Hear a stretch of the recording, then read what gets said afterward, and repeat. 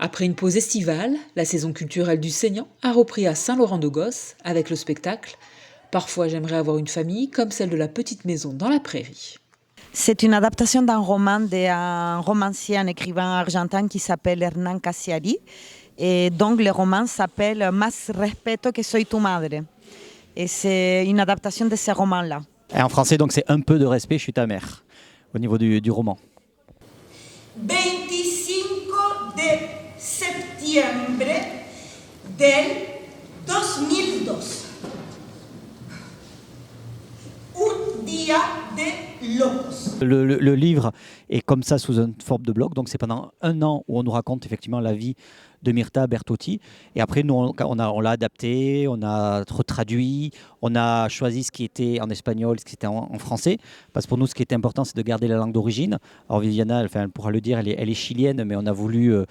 elle a quand même travaillé sur l'accent argentin pour faire les personnages. Après, elle a sa langue, on va dire, de l'émotion, le chilien. Et ensuite, la langue de la transmission, qui est le français, parce qu'on s'adresse évidemment à un public majoritairement français. On a toujours eu l'impression qu'il ne faisait pas partie de la famille. Et puis, il est bien élevé, sensible, calme. C'est le seul Bertotti du sexe masculin qui rentre sa chemise dans son pantalon, par exemple. Le seul qui sache faire son lit. Le seul qui n'oublie jamais de me souhaiter mon anniversaire. Le seul qui a terminé le lycée. Le seul qui n'a jamais levé la main sur lui. Le seul qui change son slip une fois par semaine.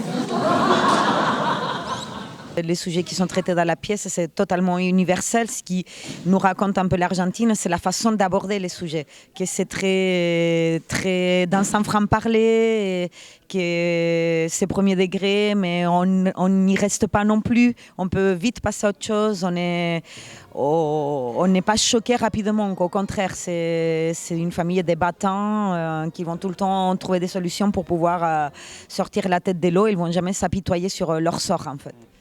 Seule en scène pendant plus d'une heure, la comédienne interprète à travers la mère de famille les différents membres du foyer dans un décor mouvant afin de conserver le rythme de vie trépidant de cette mère argentine.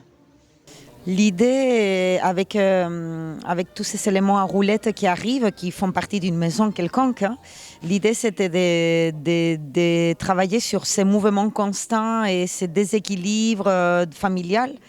Et l'effet d'avoir ces éléments-là qui peuvent donner les tournis, c'est représenter un petit peu le personnage qu'elle est envahi tout le temps par des problématiques de tous les membres de sa famille et elle essaie de jongler avec tous ces mouvements, ces tourbillons de la vie. Et donc on a voulu représenter ça avec la scénographie. On vient de quitter l'ancienne maison.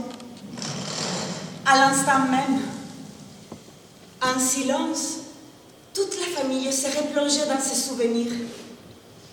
Un spectacle à la fois drôle et touchant, présenté par la compagnie Etchoa Nakasa. Prochain rendez-vous culturel sur le Saignant, les 18 et 19 novembre à Biarrot, avec une comédie et un seul en scène.